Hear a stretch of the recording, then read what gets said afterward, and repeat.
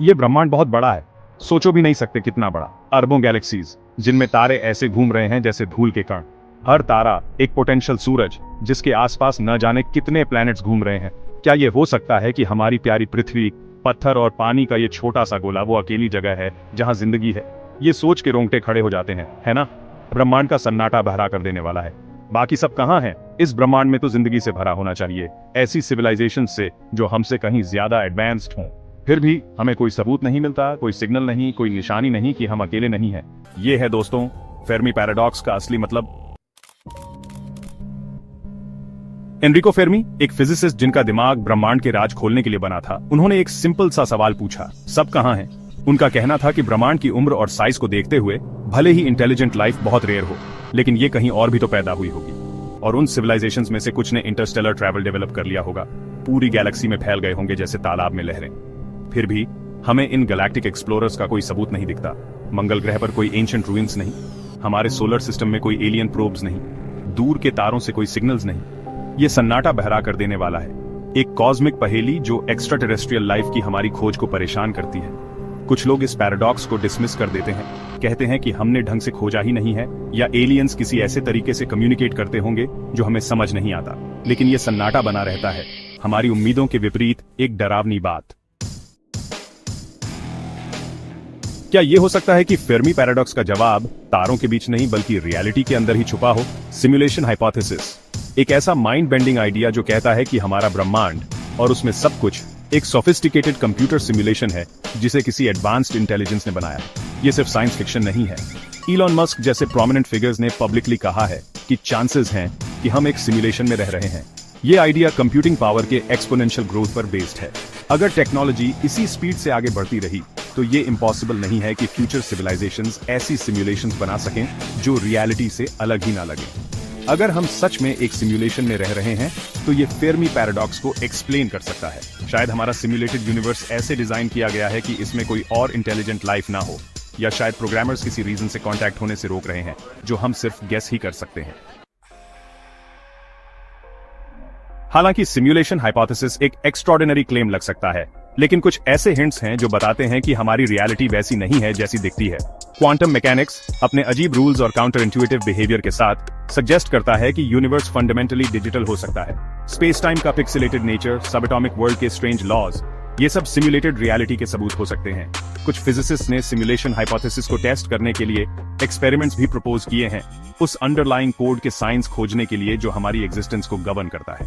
जरा सोचो, अगर पता चले कि यूनिवर्स असल में एक जायंट क्वांटम कंप्यूटर है। ये एक ऐसा थॉट है जो साइंस फिक्शन और रियलिटी के बीच की लाइन को ब्लर कर देता है और हमें अपनी एग्जिस्टेंस के बारे में ही क्वेश्चन करने पर मजबूर कर देता है। सेक्शन 5, छिपे हुए साए, डार्क फॉरेस्ट थ्योरी। लेकिन क्या हो अगर ब्रह्मांड का सन्नाटा हमारे अकेले होने का साइन नहीं बल्कि एक वार्निंग हो? Dark forest theory science fiction writer Cixin Liu द्वारा पॉपुलराइज किया गया एक चिलिंग कॉन्सेप्ट फेर्मी पैराडॉक्स के लिए एक डार्क एक्सप्लेनेशन देता है। एक ऐसे यूनिवर्स की कल्पना करो जहां सिविलाइजेशंस बेनेवोलेंट एक्सप्लोरर्स नहीं बल्कि कनिंग हंटर्स हैं जो सायों में छुपे हुए हैं। इस सिनेरियो में कोई भी सिविलाइजेशन जो अपनी प्रेजेंस रिवील करती है उसके एनाइलेशन का रिस्क होता है। यूनिवर्स एक डार्क फॉरेस्ट बन जाता है जहां हर सिविलाइजेशन एक साइलेंट प्रेडेटर है, किसी और की प्रेजेंस बिट्रे करने वाली स्लाइटेस्ट साउंड के लिए लिसन कर रहा है। ये थ्योरी सजेस्ट करती है कि एलियंस इसलिए नहीं छुप रहे हैं क्योंकि वो शाय हैं, बल्कि इसलिए क्योंकि वो टेरिफाइड हैं। ये यूनिवर्स की एक ब्लीक पिक्चर पेंट करता है जहां सर्वाइवल एब्सोल्यूट साइलेंस और एनाइलेशन के कांस्टेंट थ्रेट पर डिपेंड करता है। Section 6, the great filter, cosmic civilisation के लिए एक रुकावट। एक और अनसेटलिंग पॉसिबिलिटी है ग्रेट फिल्टर थ्योरी। ये थ्योरी प्रपोज करती है कि एक बैरियर है, एक फिल्टर है जो ज्यादातर सिविलाइजेशंस को एक certain level of technological advancement तक पहुंचने से या इतने लंबे समय तक सर्वाइव करने से रोकता है कि वो कांटेक्ट कर सकें। ये फिल्टर कुछ भी हो सकता है, न्यूक्लियर वॉर या एनवायरमेंटल डिस्ट्रक्शन के थ्रू सेल्फ एनाइलेशन से लेकर एक नेचुरल कॉस्मिक इवेंट तक जो एडवांस्ड सिविलाइजेशंस को वाइप आउट कर देता है। अगर ग्रेट फिल्टर एग्जिस्ट करता है तो चिलिंग क्वेश्चन ये है, क्या हम इसे पास कर चुके हैं या ये अभी आना बाकी है? क्या हम एक रेयर एक्सेप्शन हैं, एक सिविलाइजेशन जो किसी तरह इससे बच गई, या हम भी उसी फेट के शिकार होने वाले हैं जो हमसे पहले काउंटलेस अदर्स का हुआ? सेक्शन 7, मल्टीवर्स, अनंत वास्तविकताएं, अनंत संभावनाएं। शायद फेर्मी पैराडॉक्स का जवाब एक सिंगल यूनिवर्स में नहीं बल्कि मल्टीवर्स के माइंड बॉगलिंग कॉन्सेप्ट में है। पैरेलल यूनिवर्सेस के एक इन्फिनिट एक्सपेंस की कल्पना करो, हर एक के अपने यूनिक लॉज ऑफ फिजिक्स, अपनी हिस्ट्री और अपनी पॉसिबिलिटीज के साथ। इस ग्रैंड कॉस्मिक टैपेस्ट्री में हमारा यूनिवर्स काउंटलेस अदर्स में से सिर्फ एक हो सकता है, कुछ लाइफ से भरे हुए, कुछ बैरन और लाइफलेस। हमारे कॉस्मोस का सन्नाटा शायद इस बात को रिफ्लेक्ट करता है कि हम गलत फ्रीक्वेंसी पर ट्यून्ड हैं, मल्टीवर्स में बज रही लाइफ की सिम्फनी को परसीव करने में अनेबल हैं। मल्टीवर्स थ्योरी एग्जिस्टेंस की वास्टनेस की एक टेंटलाइजिंग ग्लिम्प्स देता है। ये सजेस्ट करता है कि हमारी रियलिटी इन्फिनिट स्टोरीज वाली एक किताब का सिर्फ एक पेज है। सेक्शन 8 खोज जारी है, कॉस्मिक साथियों की हमारी खोज। सन्नाटे के बावजूद, पैराडॉक्सेस और अनसेटलिंग पॉसिबिलिटीज के बावजूद हमारी खोज जारी है। हम रेडियो टेलीस्कोप से आसमान को स्कैन करते हैं आर्टिफिशियल सिग्नल्स की तलाश में। हम दूसरे प्लैनेट्स पर प्रोब्स भेजते हैं पास्ट या प्रेजेंट लाइफ के फेंटेस्ट हिंट्स ढूंढने के लिए। हम उस दिन का सपना देखते हैं जब हम किसी दूसरे वर्ल्ड के बीइंग से हाथ मिलाएंगे या कम से कम एक मैसेज रिसीव करेंगे जो कहेगा तुम अकेले नहीं हो। एक्स्ट्रा टेरेस्ट्रियल लाइफ की खोज हमारी क्यूरियोसिटी का, कॉस्मोस में अपनी जगह समझने की हमारी लॉन्गिंग का एक प्रोफाउंड एक्सप्रेशन है। ये नॉलेज की खोज है, कनेक्शन की खोज है और शायद तारों के बीच खुद के रिफ्लेक्शन की भी खोज है।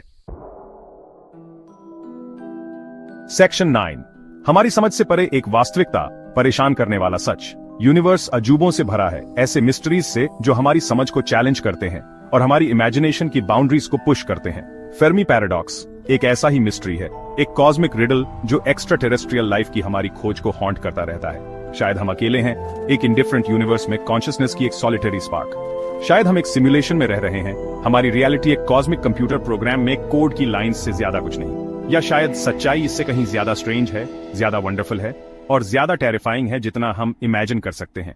एक बात तो पक्की है, यूनिवर्स सरप्राइजेस से भरा है और हमारी डिस्कवरी का जर्नी अभी शुरू ही हुआ है।